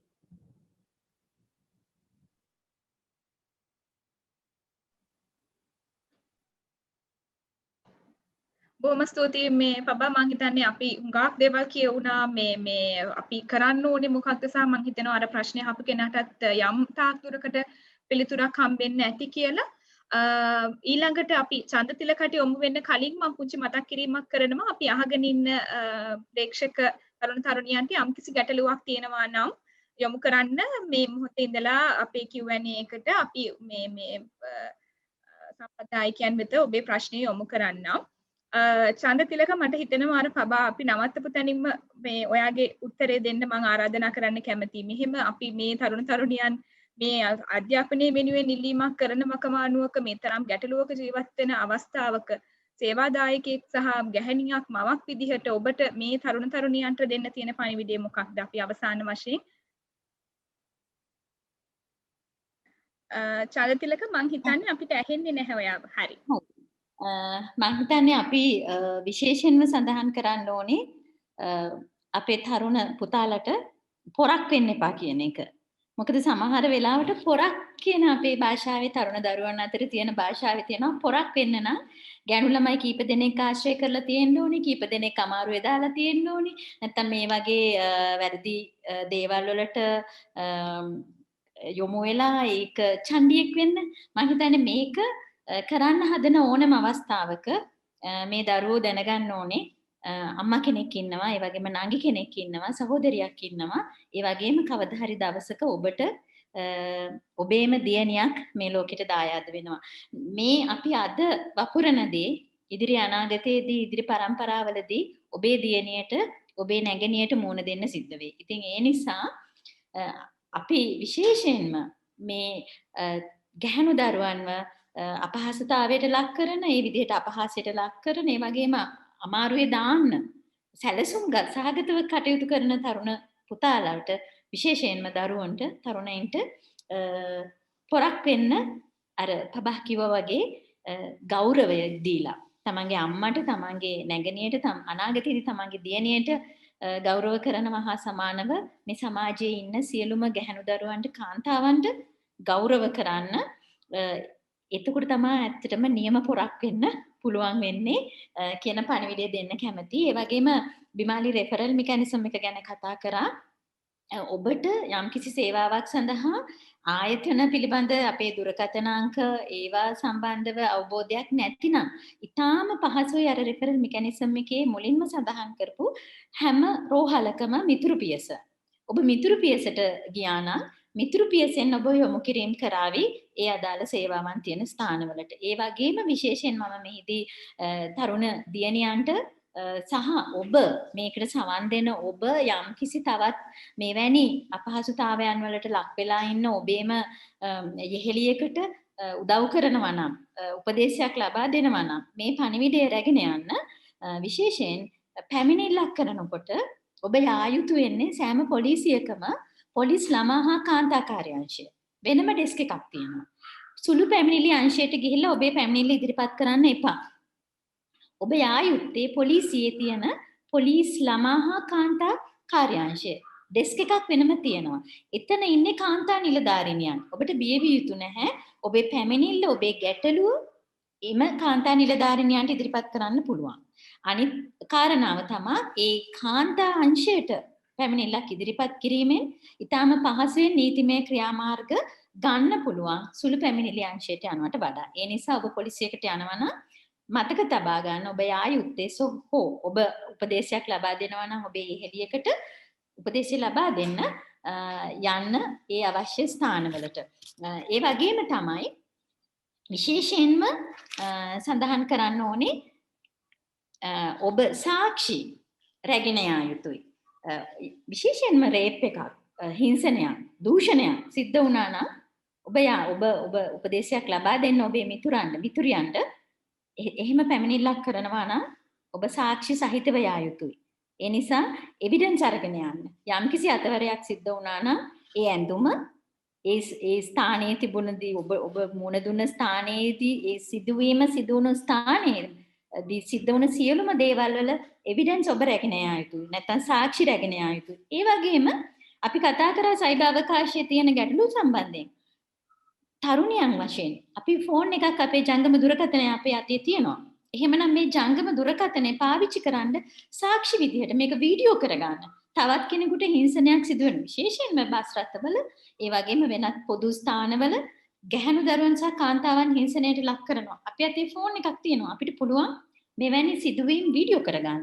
ඔබ තරුණයින් විදිහට මේ හිංසනය වළක්වන්න පෙරමුණ ගන්නවා නම් ඔබේ අතේ තියෙන මේ ඔබ විනාශයටපත් කරන ඔබට හානියක් සිදු කරන ෆෝන් එකම පුළුවන් ඔබේ මේ වැළැක්වීමට විශේෂයෙන්ම මේ හිංසනය අවම කරන්න පාවිච්චි කරන්න. ඒ වගේම තමයි කතා කරන්න කාට හරි. ඔබේ දුරකථනය ඔබේ අතේ තියෙන ඔබ කතා කරන්න. ඔබේ වැඩිහිටියෙකුට නැත්නම් හෙල්ප් ලයින්ස් දැන් මේ අවස්ථාවේ අපි හෙල්ප් ලයින්ස් මොනවාද කියන එක 119 තියෙනවා 1929 තියෙනවා 1938 තියෙනවා. මේ අංක මතකයේ තබා ගන්න. මේ දුරකථන අංක තුලින් ඔබ කතා කරන්න. ඒ වගේම තමන්ගේ හිතවත් කෙනෙකුට කතා කරන්න. උදව් ඉල්ලන්න. බිය විය යුතු නැහැ. අවශ්‍ය වෙන්නේ මෙවැනි සිදුවීමකට මුහුණ දෙන අවස්ථාවකදී ඔබ කොයිතරම් ආත්ම විශ්වාසයකින් යුතුව මේ සිදුවීමේදී හැසිරෙනවද? තමන්ට ඒ ශක්තිය තියනවද කියන කාරණාව. ඒ වගේම තමයි සඳහන් කරන්න ඕනේ ඔබ යම් කෙනෙකුට මේ ප්‍රශ්නය ගැන සාකච්ඡා කරනවා නම් ඇත්තටම හැමෝම එක සාකච්ඡා කරන්න යන්න එපා. ඔබට ඒ සිදුණු ගැටලුවක් ගැන සාකච්ඡා කරනකොට ඔබ විශ්වාස කළ හැකි පුද්ගලයෙක් සමග තමන්ට පළවෙනියෙන්ම විශ්වාස කරන්න පුළුවන් වෙන්නේ තමන්ගේ දෙමව්පියෝ. බය වෙන්න දෙයක් නැහැ. මොන ප්‍රශ්නේ වුණත් අපිට අපේ දෙමව්පියෝ එක්ක කතා කරන්න පුළුවන්. හරි දෙමව්පියොත් එක්ක කතා කරන්න බැරි නම් ළඟම මිතුරිය සමග විශ්වාස කළ හැකි පුද්ගලයෙක් සමග කතා කරන්න. ගුරුවරියක් සමග පාසලේ නම් ඔබ පාසල් යන දියණියක් නම් ඔබට පුළුවන් ගුරුවරියක් එක්ක කතා කරන්න. විශ්වාස කළ හැකි කෙනෙකු සමග තමන්ගේ ගැටලුව හොමාරු කර ගැනීමෙන් අවශ්‍ය සේවා ස්ථානවලට යොමු කිරීමේ ක්‍රියාවලියට ඔබ නිබඳවම යොමු වෙනවා. ඉතින් මේ වැඩසටහනට සඳහා සමන් දෙන තරුණයන්ගෙන් ඉල්ලා සිටින්නේ මෙවැනි ගැටලු වලට මුහුණ දුන්න කාන්තාවන් සහ ගැහැණු දරුවන් වෙනුවෙන් ඔබ මේ පණිවිඩය රැගෙන යන්න ඔවුන්ට අවශ්‍ය මේ උපදෙස් ලබා දෙන්න. විශේෂයෙන්ම පවතින සේවාවන් ඔබ අත ළඟම තියෙන ඉතා සමීපව තියෙන සේවාවන් පාවිච්චියට ගන්න. ඒ සේවාවන් හරහා ඔබේ ගැටලුව විසඳ ගන්න. යමක් වුණා කියලා මේකෙන් අපේ මුළු ජීවිතේම අවසන් වෙන්නේ නැහැ. සමාජයේ එහෙම කියන්න පුළුවන්. නමුත් අපි ඔප්පු කරලා තියෙනවා. අපි වගේ ආයතන ඒ සඳහා පෙළ ගැසිලා ඉන්නවා. අවශ්‍ය සේවාවන් ඒ කියන්නේ රැකවරණය දීමෙන් ඔබට සමාජගත කළා. ඉතාම සන්තෝෂෙන් කියන්න ඕනේ කාන්තා සංවර්ධන මධ්‍යස්ථානයේ රැකවන මධ්‍යස්ථානයේ දැරියන් 13 දෙනෙක් අපි විවාහ කරලා දීලා තියෙනවා. ඒ වගේම රැකිය අවස්ථාවන් වලට යොමු වෙලා වුන් අද ඉතාම ලස්සන ජීවිත අපි වසර 30ක ආයතනයක් ඉතාම ලස්සන ජීවිත සමහර වින්දිතයන් අද ආච්චි අම්මලා වෙලා තියෙනවා. ඉතින් එවැනි තත්වයකට දක්වා දුර යන්න තරම් වුන් මේම ගැටලුවක් වුණා කියලා සමාජයෙන් පැනලා යන්නවත් ජීවිතෙන් පැනලා යන්නවත් අවශ්‍ය නැහැ. ඔබේ තැන සමාජයේ ඔබට හිමි තැන ආරක්ෂා කරගන්න ඔබම ඉදිරියට ආ යුතුයි. ඔබ ශක්තිමත් විය යුතුයි.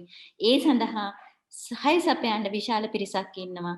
ඒ සහායත් අරගෙන මේ රටේ වැදගත් පුරවැසියෙක් විදිහට ජීවිතයට ආලෝකමත්ව මුහුණ දෙන්න පුළුවන්. ඒ සඳහා ශක්තිය ධෛර්යය ඔබට තියෙනවා. ඒ විශ්වාස කරන්න, ඒ විශ්වාසයෙන් යුතුව කටයුතු කරන්න. විශේෂයෙන්ම දෙමව්පියෝට පණිවිඩයක් දෙන්න කැමති ඔබේ තරුණ දරුවා පිළිබඳ ඔබේ අවධානය වැඩිපුර යොමු කරන්න. ඔවුන්ව නිග්ලෙක්ට් කළ යුතු නැහැ. මගහැරා ගන්න එපා. දරුවගේ අනාගතය ඔබේ අතේ තියෙන. ඉතින් විශේෂයෙන්ම මේ පණිවිඩ ටික තමයි කාන්තා සංවර්ධන මධ්‍යස්ථානයේ විදිහට අපිට දෙන්න පුළුවන් වෙන්නේ. අපි ළඟ දිලිනි වගේ බොහෝ පිරිසක් ඉන්නවා. ඒ වගේම අපි තාමත් කැමැත්තෙන් ඉන්නවා මේ සිදුවන හිංසනයන් අවම කරන්න. අපිට ඕනේ අපේ රැකවරණ මධ්‍යස්ථානයේ වසා දමන්නට හිංසනයක් නැති ලෝකයක් ඇති කරගනිමින්. ඉතින් ඒ නිසා මම ප්‍රාර්ථනා කරනවා මේ පණිවිඩය හැමට සුවයක් වෙයි කියලා. බොහොම ස්තුතියි. බොහොමත්ම ස්තුතියි චන්ද්‍රතිලක. මම හිතන්නේ අපි මේ සාකච්ඡාව වෙන සියලුම දෙනාගේ පැතුම ඒකයි. අපි නැවත මේ වගේ සාකච්ඡාවකින් මේ තරම් සිත් රිදවන එහෙම නැත්නම් මේ තරම් දරුණු සාකච්ඡාවකට නොගිහිල්ලා අපිට පුළුවන් නම් යම්කිසි යහපත් දේවල් ගැන කතා කරන්න ඉමින් ඉදිරියට මේ වගේ දේවල් අපේ රටේ සිද්ධ වෙන්නේ නැහැ කියන තැනට අපිට සාකච්ඡාව ගෙනියන්න පුළුවන් නම් මම හිතන්නේ ඒක තමයි අපි සියලු දෙනාගේම පැතුම.